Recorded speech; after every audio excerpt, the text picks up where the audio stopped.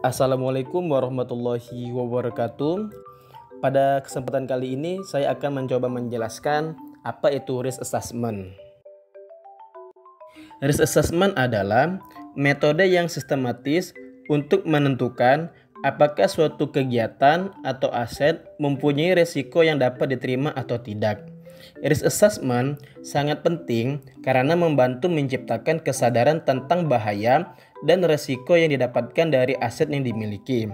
Hal ini bertujuan untuk mengurangi kemungkinan bahaya dengan menambahkan langkah-langkah pengendalian yang diperlukan dan tindakan pencegahan. Penilaian juga memprioritaskan bahaya dan membantu menentukan apakah tindakan pengendalian yang ada memadai. Risk assessment dilakukan dengan metode reproducible. Pengukuran yang digunakan harus dapat digunakan kembali. Langkah-langkah risk assessment. Pertama, identifikasi risiko. Identifikasi risiko bertujuan untuk menemukan atau mengetahui risiko-risiko yang mungkin terjadi. Kedua, evaluasi nilai risiko. Evaluasi nilai risiko untuk membantu proses pengambilan keputusan berdasarkan hasil analisis risiko. Ketiga, identifikasi opsi penanganan risiko. Identifikasi opsi penanganan risiko membantu proses evaluasi risiko dalam pengambilan keputusan, seperti apakah suatu risiko perlu dikendalikan, pemilihan strategi, dan metode pengendalian yang tepat. Keempat, penentuan rencana pengendalian risiko. Penentuan rencana pengendalian risiko sebagai penentu upaya-upaya yang akan dilakukan untuk pengendalian risiko.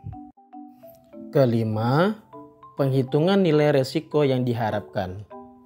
Penghitungan nilai risiko yang diharapkan bertujuan untuk mengetahui perubahan atau seberapa efektif upaya pengendalian risiko yang dilaksanakan. Selanjutnya, kita masuk ke garis risk assessment. Garis risk assessment merupakan komponen penting dalam manajemen karies gigi. Terdapat berbagai metode untuk melakukan pemeriksaan risiko karies. Di antaranya CAMBRA, Caries Management by Risk Assessment, ICDAS, International Caries Detection and Assessment System, Caries Risk Assessment Karyogram, American Academy of Pediatric Dentistry, Caries Risk Assessment Tool, Caries Risk Assessment American Dental Association, Tafriq-like Matrix, dan lain sebagainya. Ini adalah tabel faktor risiko dan akibatnya terhadap perkembangan lesi karies. Di antaranya faktor risiko plak, bakteri, pola makan, sekresi saliva, buffer saliva, dan fluor. Metode CAMBRA. CAMBRA adalah sebuah metode untuk mencegah atau merawat lubang gigi pada tahap awal berdasarkan penilaian faktor risiko gigi berlubang. Indikator penyakit gigi berlubang pada setiap pasien dinilai melalui tanya jawab langsung ke pasien dan pemeriksaan klinis. Ini adalah form penilaian risiko karies gigi pada anak usia 5 tahun. Pada form tersebut, secara keseluruhan ada 3 penilaian yang diisi. Pertama, faktor biologis. Kedua, faktor pelindung. Dan ketiga, indikasi penyakit yang telah diperiksa secara klinis. Ada 9 faktor biologis yang dapat memicu penyakit gigi berlubang yang dinilai dalam metode CAMBRA terhadap pasien. Pertama, penilaian jumlah bakteri asidogenik dan asidurik di dalam air liur. Kedua, penilaian plak yang berlebihan pada gigi. Ketiga, penilaian terlalu sering mengkonsumsi cemilan. Keempat, penilaian pit dan fisur gigi yang dalam. Kelima, penilaian penggunaan obat-obatan rekreasional. Keenam, penilaian kurangnya aliran air liur. Ketujuh, penilaian adanya faktor-faktor pengurang aliran air liur. Kedelapan, penilaian akar gigi yang terbuka. Dan yang kesembilan, penilaian penggunaan alat ortodontik. Faktor pelindung. Faktor pelindung, terjadinya gigi berlubang, didefinisikan sebagai faktor biologis atau terapeutik yang dapat digunakan untuk mencegah penyakit gigi berlubang. Faktor-faktor tersebut termasuk 1. Mengkonsumsi air minum yang terfluoridasi. 2. Penggunaan pasta gigi berfluoride secara rutin 1-2 kali sehari. 3. Penggunaan obat kumur yang mengandung fluor dengan kadar rendah setiap hari. 4. Aplikasi fluor topikal minimal 6 bulan sekali. 5. Penggunaan obat kumur chlorhexidine selama 1 minggu setiap bulan. 6. Memiliki aliran air ludah yang cukup. Selanjutnya, kita masuk ke penggunaan gambaran kariogram. Penggunaan gambaran kariogram diusung oleh De Brental dan kawan-kawan. Gambaran tersebut perlu penggambaran interaksi faktor-faktor penyebab karies, meliputi 1. Estimasi atau perkiraan besarnya faktor resiko terbentuknya karies baru. 2. Peluang menghindari karies baru. 3. Faktor utama penyebab terjadinya karies baru. 4. Urut-urutan besarnya faktor penyebab terjadinya karies baru. 5. Untuk tindakan pencegahan. Ini adalah contoh penggunaan gambaran kariogram saat dulu dan sekarang. Gambaran kariogram yang diperiksa. Untuk mendapatkan gambaran kariogram, perlu diperiksa paling tidak 6 poin dari 8 poin. Pertama, pengalaman karies atau prevalensi karies. Kedua, penyakit-penyakit umum yang berhubungan. Ketiga, makanan, meliputi frekuensi makan atau kandungan makanan. Keempat, banyaknya plak. Kelima, terlibatnya mutan Streptococcus. Keenam, program fluor. Ketujuh, saliva, meliputi volume dan pH. Kedelapan, penilaian klinik. Cara penilaian atau scoring. Skor 0, bebas karies. Skor 1, lebih baik dari normal untuk kelompok usia tersebut.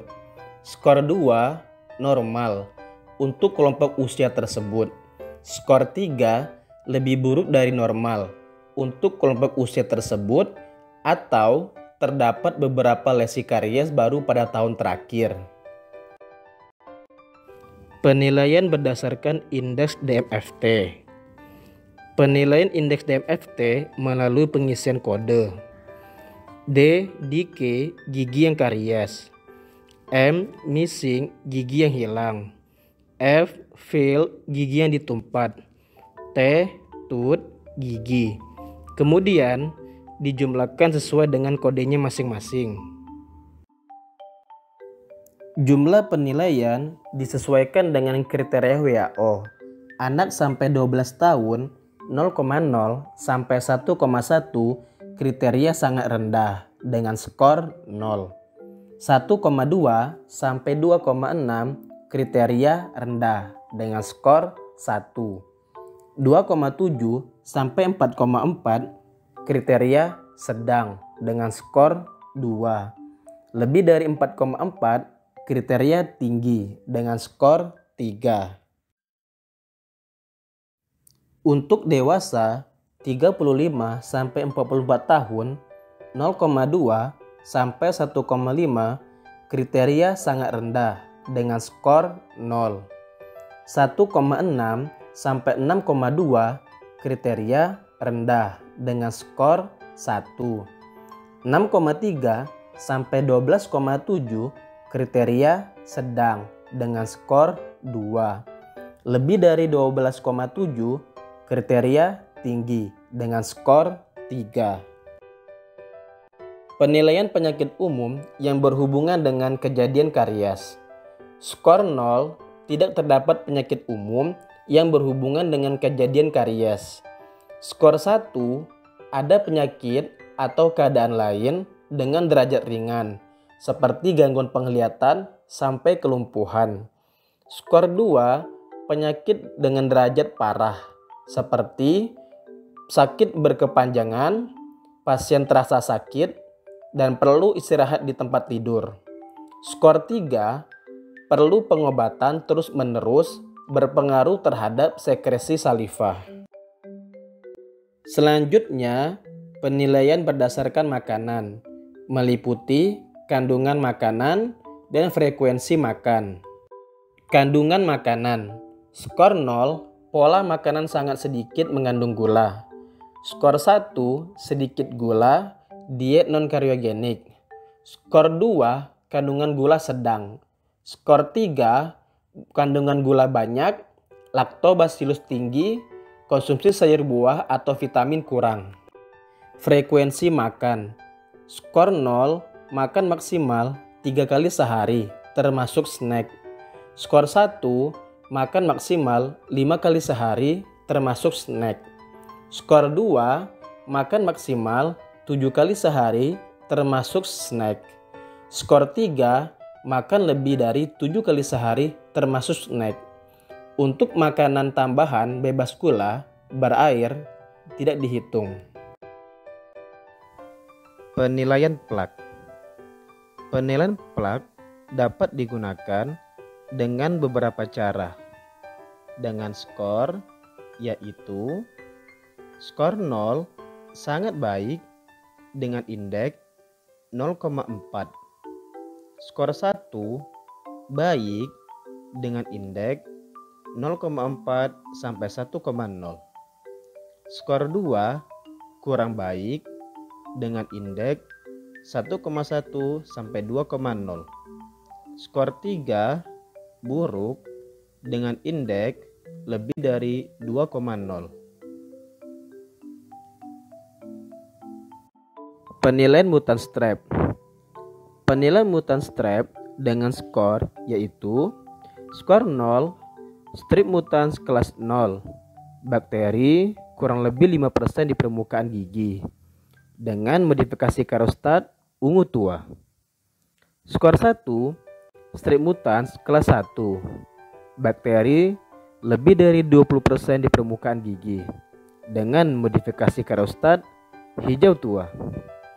Skor 2, strep mutans kelas 2, bakteri lebih dari 60% di permukaan gigi, dengan modifikasi karostat hijau kekuningan. Skor 3, strep mutans kelas 3, bakteri lebih dari 80% di permukaan gigi, dengan modifikasi karostat kuning. Penilaian program FLOR.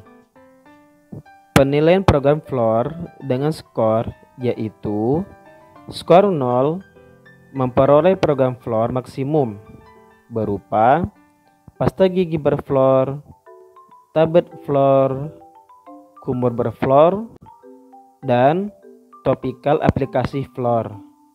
Skor 1 kadang-kadang ditambah FLOR pasta gigi, kadang-kadang ditambah tablet, kumur, dan topikal aplikasi FLOR. Skor 2 hanya mendapat pasta gigi berflor. Skor 3 tidak pernah mendapat FLOR. Penilaian saliva. Penilaian saliva dengan skor yaitu skor 0, sekresi saliva normal, yaitu lebih dari 1,1 ml per menit. Skor 1, sekresi saliva rendah, yaitu 0,9 sampai 1,1 ml per menit. Skor 2, sekresi saliva lebih rendah, yaitu 0,5 sampai kurang dari 0,9 ml per menit. Skor 3, sekresi saliva sangat rendah, yaitu kurang dari 0,5 ml per menit. Penilaian buffer saliva.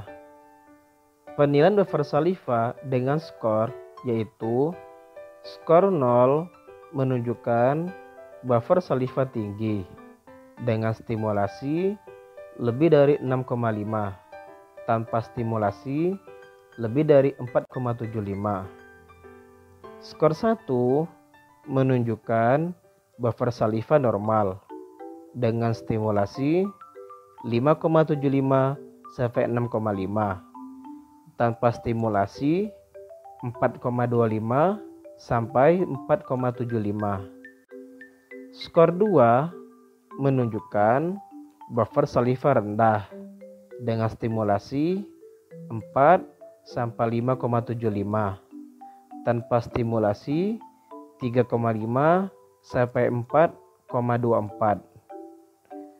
Skor 3 menunjukkan buffer saliva sangat rendah dengan stimulasi kurang dari 4,4. Tanpa stimulasi kurang dari 3,5. Selanjutnya kita masuk ke periodontal chart. Periodontal chart dapat membantu mencatat kondisi periodontal serta temuan lainnya terkait penyakit periodontal yang dapat mempermudah operator dalam memeriksa dan merekam kondisi pasien. Periodontal chart juga dapat digunakan untuk mengevaluasi hasil perawatan dengan membandingkan hasil catatan pada setiap kunjungan perawatan. Beberapa parameter yang dapat dicatat pada periodontal chart antara lain jumlah gigi yang ada dan gigi yang hilang, adanya perdarahan saat probing, plak, kalkulus, gigi tiroid implan, adanya keterlibatan frukasi, kegoyangan gigi, serta terdapat kolom keterangan untuk tambahan catatan bila diperlukan. Ini adalah contoh gambaran periodontal chart dan gambaran penggunaan alat instrumen probe. Selanjutnya, kita masuk ke periodontal risk assessment. Periodontal risk assessment merupakan sistem yang dibentuk oleh Lang dan Tonetti yang digunakan untuk menilai risiko penyakit periodontal pada fase maintenance setelah perawatan aktif selesai dilakukan. Periodontal risk assessment disusun berdasarkan grafik pentagonal multifaktorial dengan mempertimbangkan faktor klinis, sistemik, dan lingkungan untuk memprediksi kekambuhan dari penyakit periodontal. Periodontal risk assessment tersusun atas 6 faktor-faktor, yaitu 1. Persentase perdarahan saat probing. 2. Jumlah pocket dengan kedalaman lebih dari sama dengan 5 mm. 3. Jumlah gigi hilang dari 28 gigi. 4. Persentase kehilangan tulang alveolar terhadap usia. 5. Faktor predisposisi sistemik dan atau genetik. 6. Faktor lingkungan seperti kebiasaan merokok. Ini adalah contoh gambaran pengisian periodontal risk assessment.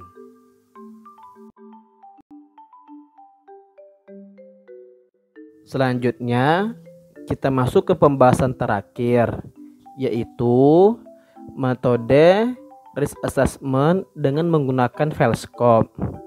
Felscope adalah sistem penilaian untuk mendeteksi kanker rongga mulut yang diusung oleh Mandrilla Harder. Mengenal lebih dekat alat Felscope. Alat Felscope merupakan alat yang sederhana atau mudah digunakan dan bersifat objektif. Alat mudah disimpan dan mudah dibawa. Alat Felscope juga nyaman digunakan dan tidak menimbulkan rasa sakit pada pasien karena tidak menggunakan bahan kimia. Alat tersebut juga tidak ada rasa, bau, dan sensasi lain yang ditimbulkan. Biaya murah, prosedur pengerjaan kurang dari 3 menit, dan Alat teleskop juga dapat digunakan untuk pemeriksaan pencegahan saat pasien melakukan pemeriksaan rutin. Berikut adalah gambaran jaringan normal dengan pola lampu pijar yang dihasilkan oleh alat teleskop. Alat teleskop mendeteksi pertumbuhan di bawah permukaan dengan lebar 1 mm dan hanya setebal 3 lapisan sel. Selanjutnya, ini adalah gambaran dari lesi oral yang tidak ada perubahan autofluorensi dan terlihat perubahan warna menjadi hijau pucat atau hijau muda. Selanjutnya, juga ada visualisasi gambar reaksi likonoid pada mahkota gigi palsu yang terbuat dari emas dengan menggunakan alat teleskop. Dan yang terakhir, gambaran visualisasi pada likoplakia dengan menggunakan alat teleskop. Sekian yang dapat saya sampaikan. Terima kasih atas perhatiannya. Assalamualaikum warahmatullahi wabarakatuh.